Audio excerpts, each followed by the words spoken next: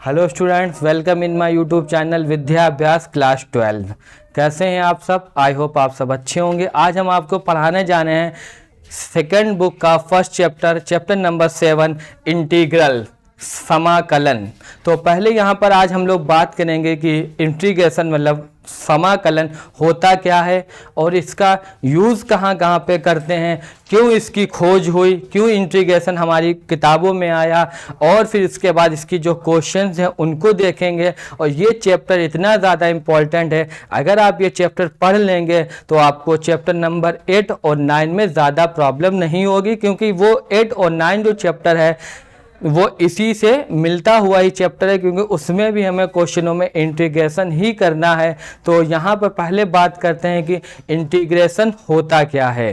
तो यहाँ पे हमारे सामने बोर्ड पे लिखा हुआ है, समाकलन अवकलन का व्युत्क्रम प्रक्रम होता है।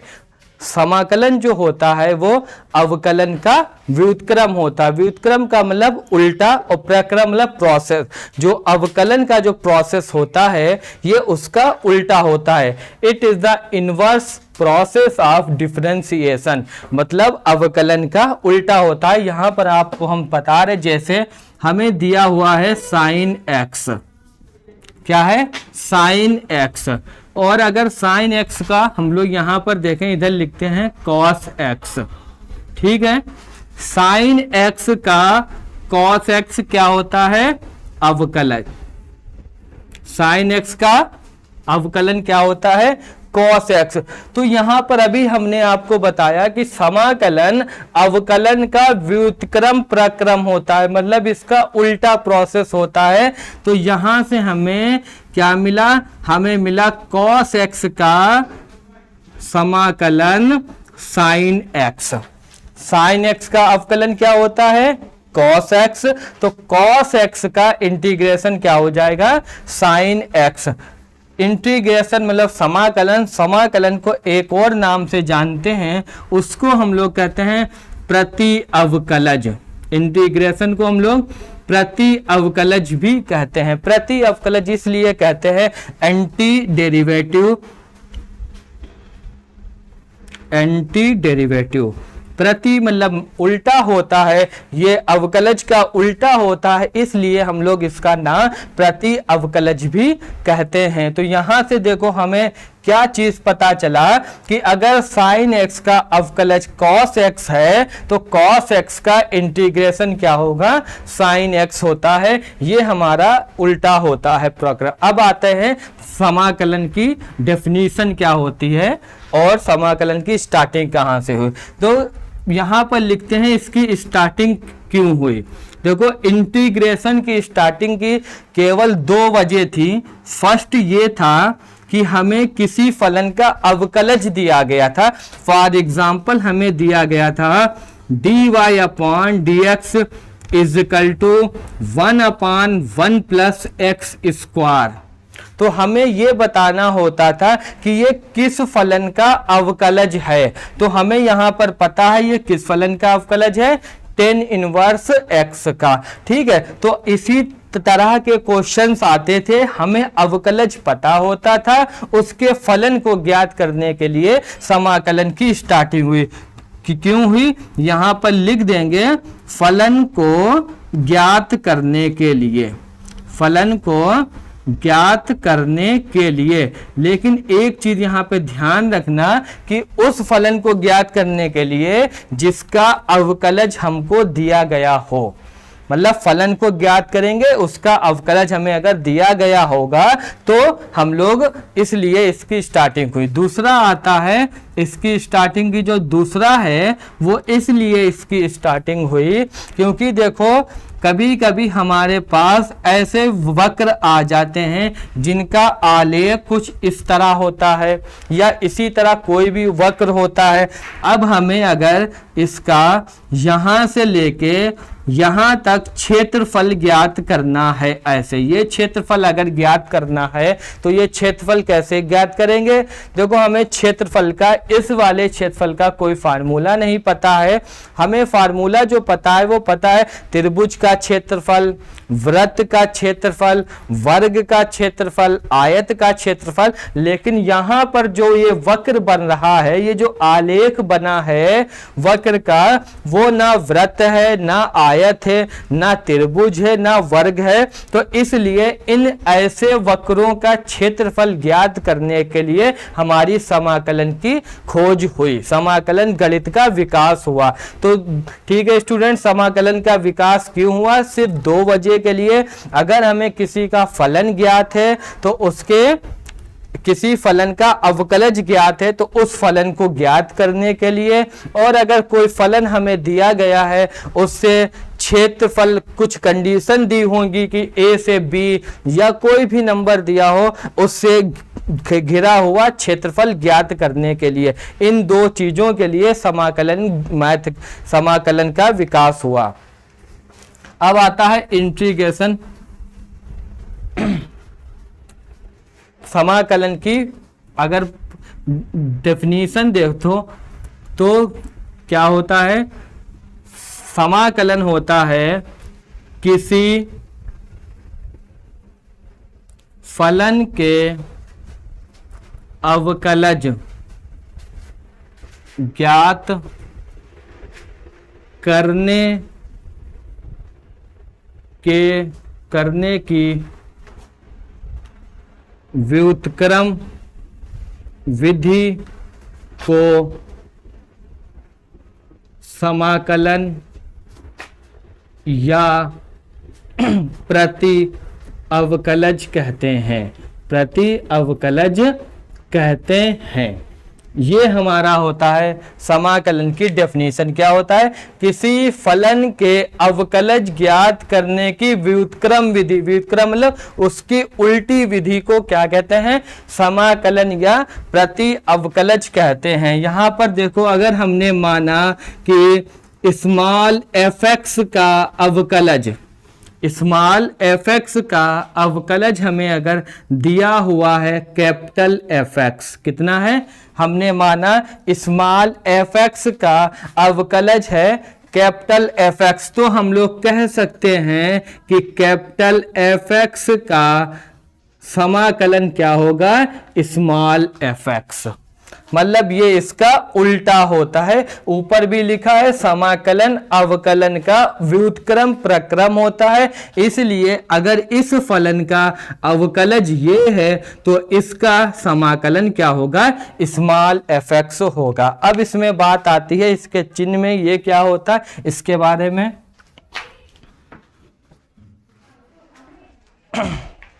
तो यहां पर देखो, इंटीग्रेशन को हम लोग लिखते हैं इस तरीके से। ये होता है small fx dx is equal to capital fx plus c। ये हमारा इंटीग्रेशन लिखने का होता है तरीका। ये जो है ये क्या कहलाता है? ये हमारा कहलाता है समाकलन का चिन्ह। क्या कहलाता है? समाकलन का चिन्ह, साइन ऑफ इंटीग्रेशन। और ये कहां से हमें प्राप्त हुआ चिन्ह? देखो, इंटीग्रेशन का जो मतलब होता है ये है समाकलन। समाकलन का जो मतलब होता है वो होता है जोड़ना, सम करना। तो सम को इंग्लिश में जोड़ने को, मतलब योग को इंग्लिश में कहते हैं सम, और सम का फर्स्ट लेटर होता है एस। एस का ये विकृत रूप है, मतलब स्टाइलिश रूप होता है ये साइन, ये एस ही होता है लेकिन उसको थोड़ा स्टाइल में लिखते हैं। और एस ये होता है सम, और सम मतलब होता है योग, और योग ही होता है समाकलन। क्योंकि समाकलन में हम लोग छोटे छोटे पार्टों को बड़े पार्ट में बना देते हैं, कन्वर्ट करते हैं। यहाँ योग की प्रक्रिया लागू होती है, इसलिए इसमें सम आता है। ये सम से बना हुआ है। ये एस का एक विकृत रूप है, इसको कहते हैं समाकलन का चिन्ह। अब आता है एफ एक्स। एफ एक्स हमारा कहलाता है समाकल। इसको इंग्लिश में कहते हैं इंटीग्रैंड। ये हमारा क्या कहलाता है, समाकल, इंटीग्रैंड। और ये जो होता है dx, इसका मतलब होता है x के सापेक्ष समाकलन। इसका मतलब होता है x के सापेक्ष समाकलन। इसका मतलब होता है x के सापेक्ष समाकलन। और जो समाकलन होने के बाद में आता है वो हमारा कहलाता है समाकल।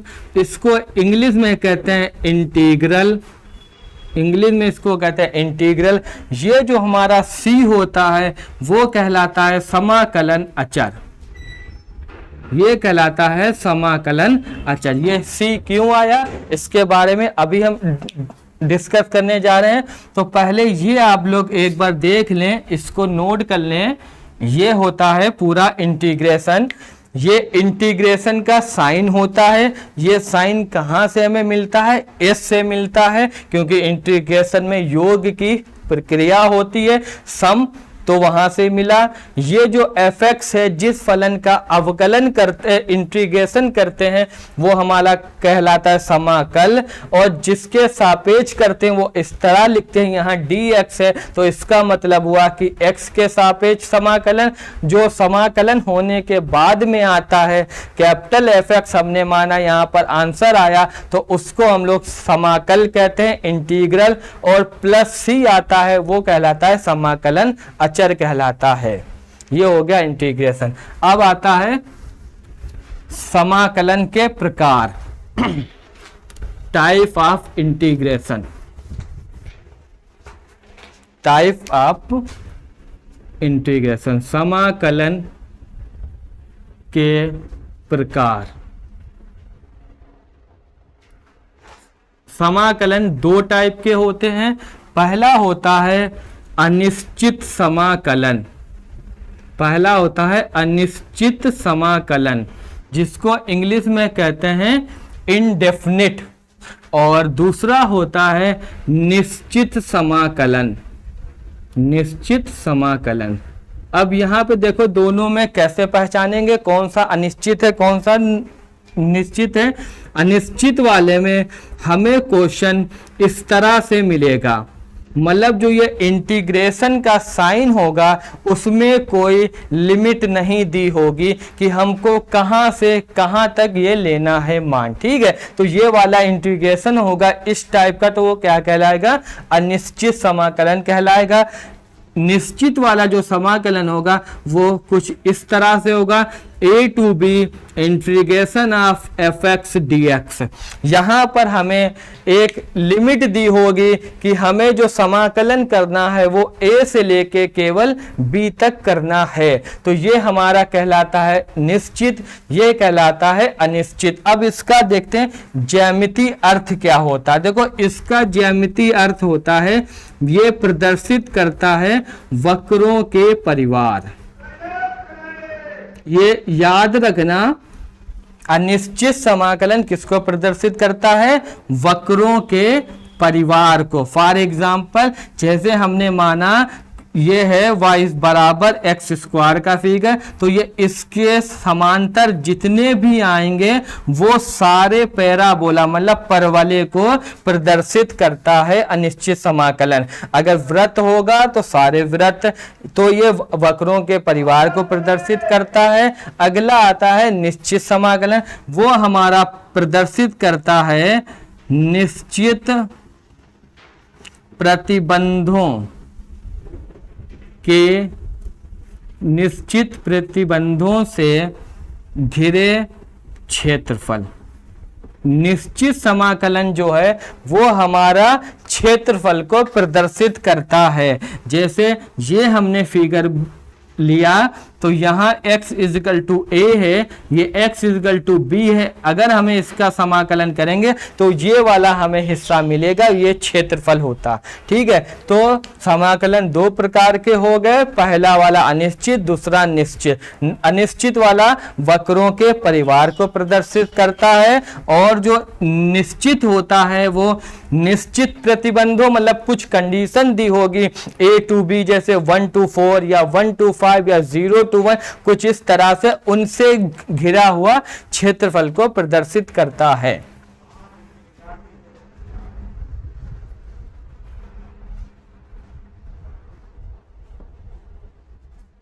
अब आगे देखो यहाँ पे, जैसे अब यहाँ पे हम लोग अवकलन करें d/dx sign x, sine x का अवकलन क्या होता है cos x।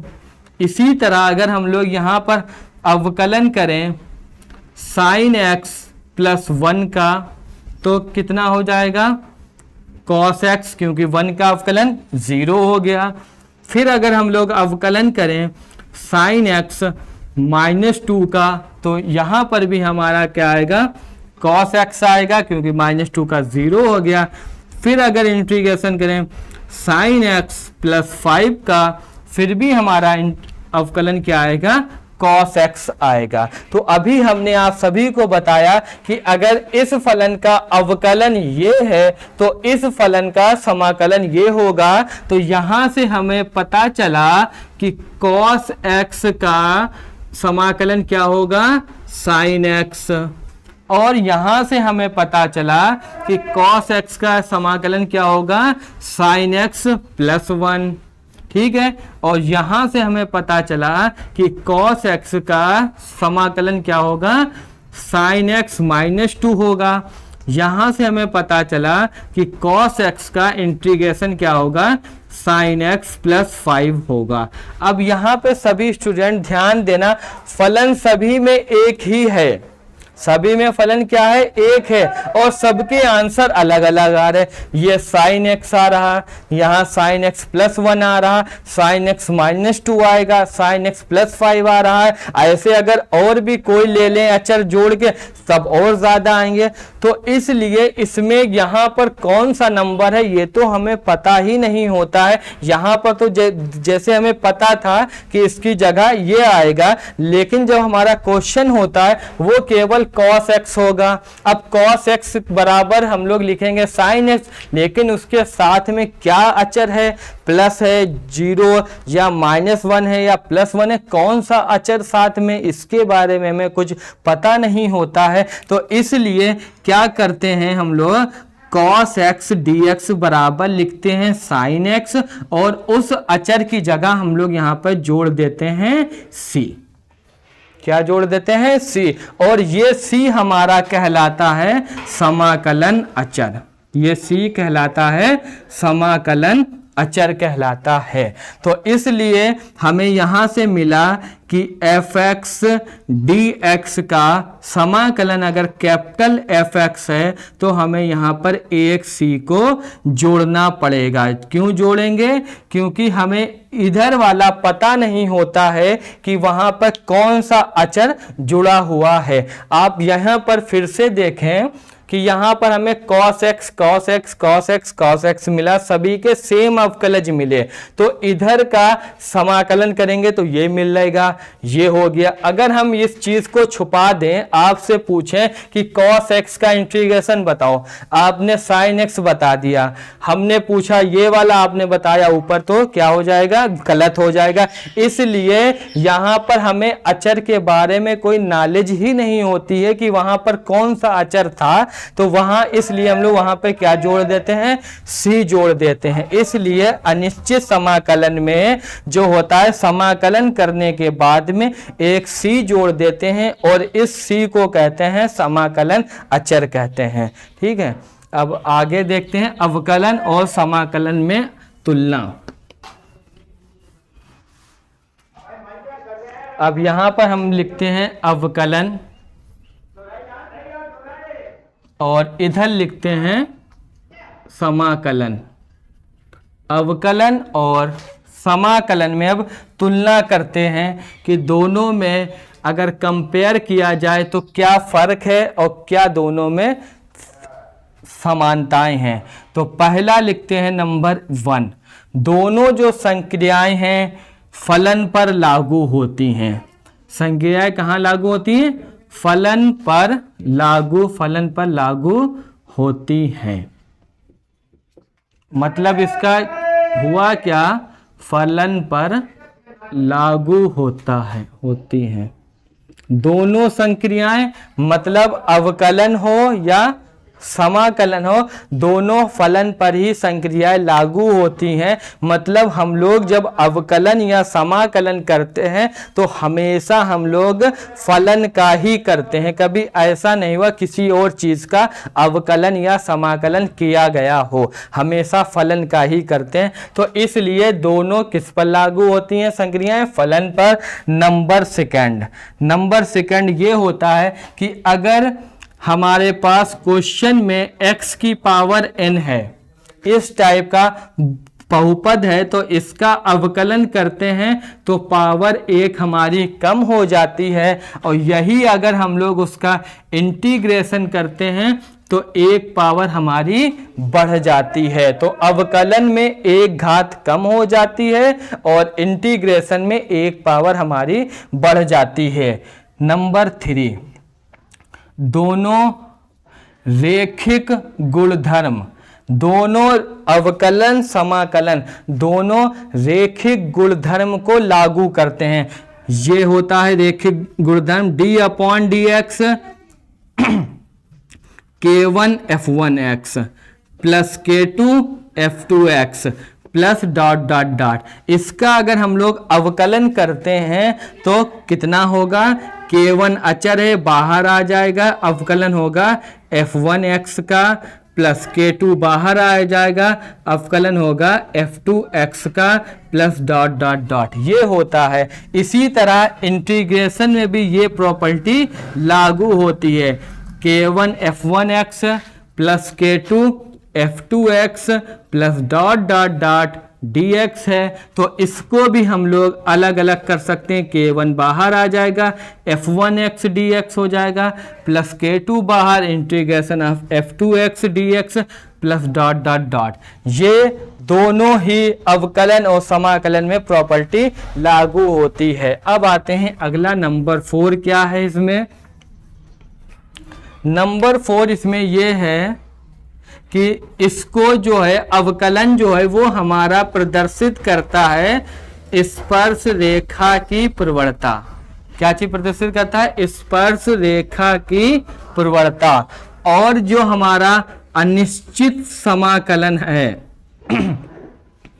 अनिश्चित समाकलन प्रदर्शित करता है वक्रों के परिवार को। किसको प्रदर्शित करता है? वक्रों के परिवार को। नंबर 5, अगर किसी फलन का अवकलज का अस्तित्व है तो वो यूनिक होता है, तो वो अद्वितीय मतलब यूनिक होता है। ठीक है, अगर ये प्रॉपर्टी समाकलन में लागू नहीं होती है, अद्वितीय नहीं होता है, नहीं होता है। क्यों नहीं होता है? क्योंकि हम लोग c के मान अलग अलग रखेंगे तो हमें अलग अलग आंसर मिल जाएंगे। नंबर 6, इसको हम लोग एक बिंदु पर ज्ञात कर सकते हैं। जैसे आपने पढ़ा होगा dy/dx एट x = 5, लेकिन इसको हम लोग बिंदु नहीं, समाकलन को हमेशा हम लोग एक अंतराल में ज्ञात करेंगे। जैसे 0 to 1, 1 to 4, मतलब इस तरह जो भी अंतराल होगा तो वो अंतराल में ज्ञात होता है समाकलन, और अवकलन हमारा एक बिंदु पर ज्ञात होता है। नंबर 7, दोनों में सीमा का भाव समाहित होता है। दोनों में सीमा मतलब लिमिट का भाव समाहित होता है। इसमें भी लिमिट का यूज होता है और इसमें भी लिमिट का यूज होगा, जो आगे चल के हम आपको बताएंगे कि इंटीग्रेशन में लिमिट का यूज कहां पर होता है। तो ये हो गया 7। नंबर 8 आता है कि अगर हमें विस्थापन दिया हुआ है, अगर फिजिक्स की बात की जाए, विस्थापन से अगर वेग पता करना है और वेग से हमें अगर त्वरण एक्सीलरेशन पता करना है तो हम लोग अवकलन का यूज करते हैं। और अगर इसका उल्टा दिया है, त्वरण से वेग पता करना है और वेग से अगर हमें विस्थापन पता करना है तो हम लोग समाकलन का यूज करते हैं।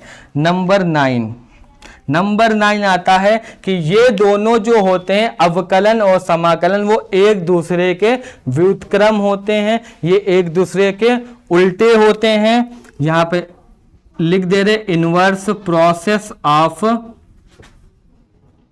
ईच अदर, ये दोनों एक दूसरे के व्युत्क्रम होते हैं। नंबर 10 होता है जिस तरह सभी फलन, देखो प्रत्येक फलन अवकलनी नहीं होता है, कुछ फलन अवकलनी देखो होते हैं, कुछ नहीं होते। सेम उसी तरह कुछ फलन समाकलनी होते हैं और कुछ समाकलनी नहीं होते हैं। लेकिन कौन से समाकलनी फलन नहीं होते हैं वो आपको इंटर के बाद पढ़ने को मिलेगा। जैसे हम यहाँ पर एग्जाम्पल दे रहे हैं e की पावर -x² dx, ये जो फलन है इसका इंटीग्रेशन नहीं हो पाएगा। ठीक है, तो ये फलन समाकलनी नहीं है। कैसे चेक करेंगे वो आपको इंटर के बाद में स्टडी करना है। लेकिन यहाँ पर ये याद रखना है, जैसे अगर आपसे कह दिया जाए कि जितने भी फलन हैं सभी का अवकलन होता है, तो आप कह दोगे नहीं, सभी फलन का अवकलन नहीं होता है, क्योंकि आपने देखा भी था मॉड वाले फलन का अवकलन नहीं होता है। अब उसके बाद आता है कि सभी फलन इसी तरह समाकलनी भी नहीं होते, जैसे यही हमने एग्जाम्पल दिया, इसका समाकलन नहीं हो पाएगा। ये अवकलन और समाकलन में तुलना हो गई। ठीक है, अब इसके आते हैं समाकलन के गुणधर्म क्या होते हैं।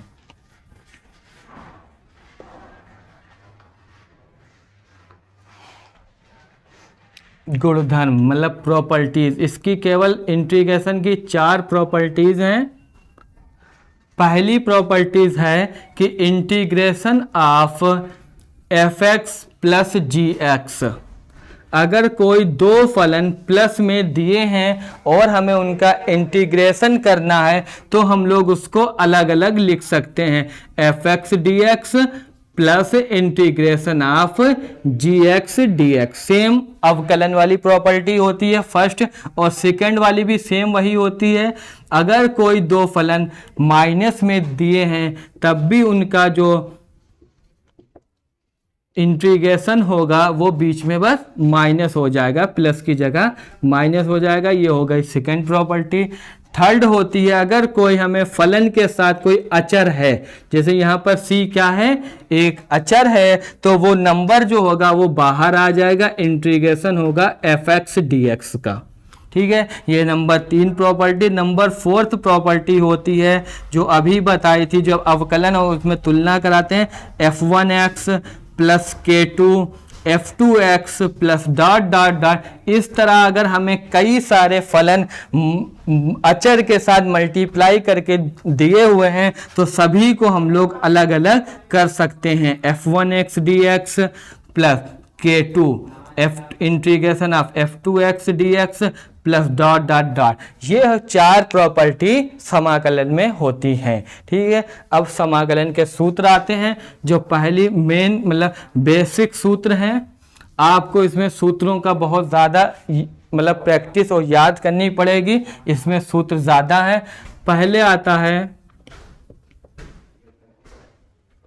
अगर यहाँ पे आप लोग देखें, डिफरेंशिएशन ऑफ x की पावर n+1 अपॉन x की पावर n+1 अपॉन n+1, इसका अगर हम लोग अवकलन करें तो कितना होगा, तो n+1 तो अचर है वो ऐसे रहेगा, इसका अवकलन क्या होता है, पावर आगे आ गई और एक पावर जब इसमें कम होगी तो -1 हो गई, ये दोनों कैंसिल हो गए, तो क्या बचा, x की पावर n। तो यहां से हमें पता चला इसका अवकलन क्या होगा, x की पावर n। तो यहां से हमें पहला फार्मूला ये मिला कि x की पावर n का जो समाकलन होगा वो कितना होगा, x की पावर n+1 अपॉन n+1, ये इसका समाकलन होता है।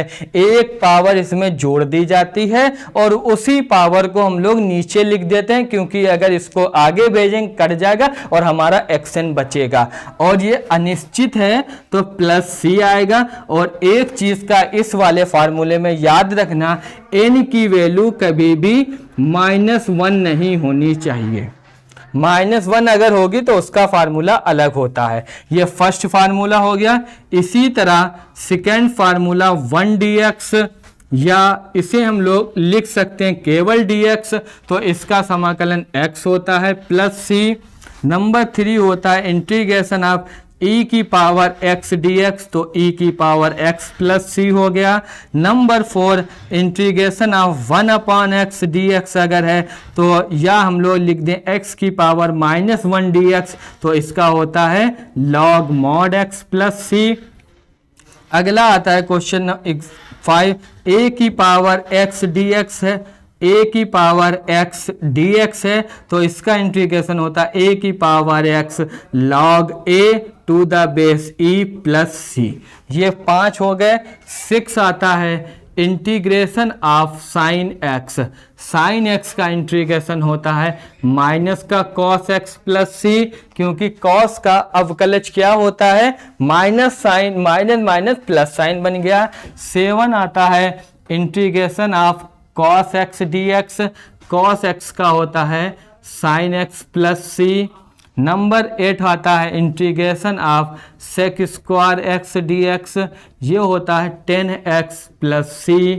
नंबर 9 होता है integration of cosec square x dx, ये माइनस का कॉट x प्लस c हो गया। नंबर 10 आता है integration of sec x into 10x dx, इसका होता है sec x plus c। Number 11 आता है integration of cosec x into cot x dx, ये होता है माइनस का कॉसेक x प्लस c। अब यहाँ से आपने एक चीज़ ये देखी होगी कि जिसका समाकलन करने के बाद c से स्टार्ट हो रहा है जो त्रिकोणमितीय फलन, वो सभी माइनस में है। साइन का कॉस, कॉस c से स्टार्ट हो रहा है तो माइनस में, कॉसेक स्क्वायर x का कॉट x c से स्टार्ट हो रहा तो माइनस, इसी तरह इसका भी। तो जिसका समाकलन करने के बाद c आएगा उसमें माइनस हो जाता है। ये 11 फार्मूला हो गया। कोई formula 12, 1/√1 minus x square dx, ये होता है sine inverse x plus c। 13 integration of -√1 minus x square dx is equal to cos inverse x plus c। और 14 integration of 1/1 plus x square dx is equal to 10 inverse x plus c। 15 integration of -1/1 plus x square dx is equal to cot inverse x plus c। 16 integration of 1/x square -1 dx is equal to sec inverse x plus c। Number 17 integration of -1/x square -1 dx is equal to cosec inverse x plus c। इन फार्मूले में आप ये भी कर सकते हैं, अगर इधर से माइनस हटाएंगे तो उधर माइनस को भेज सकते हैं। तो ये देखो इतने फार्मूले जो है ये बेसिक फार्मूले हैं समाकलन के, जो आपको हर हाल में याद करने हैं। जो अभी हम फर्स्ट एक्सरसाइज पढ़ाने जा रहे हैं उसमें इसका यूज होने वाला है। तो यहाँ पर आप सभी लोग देखें, इन फार्मूलों का अगर अवकलन करके देखें तो सभी में हमें इधर वाला मिल जाएगा। ठीक है, तो आप कोई भी देखो, जैसे ex का अवकलन ex, log x का 1/x, साइन x का माइनस कॉस, कॉस का माइनस साइन होता है, माइनस माइनस प्लस साइन हो गया। तो ये समाकलन अवकलन एक दूसरे के व्युत्क्रम होने की वजह से यहाँ पर आप आंसर जो आता है उनका अवकलन करें तो हमें फिर से पता चल जाएगा कि ये इसका होता है। तो आप सभी लोग इस फार्मूलों को नोट कर लें और सही से इन फार्मूलों को याद कर लें, अवकलन और समाकलन में कंफ्यूज ना हो, और इस वीडियो को सही से देख लें। और आगे ज़्यादा अपने फ्रेंड्स हैं जो आपके और जो क्लास 12th में इस साल पहुँचे हुए हैं उन सबको इसके बारे में बताएं। आप लोग सभी लोग चैनल को सब्सक्राइब करें, लाइक करें और आगे बढ़ाएं।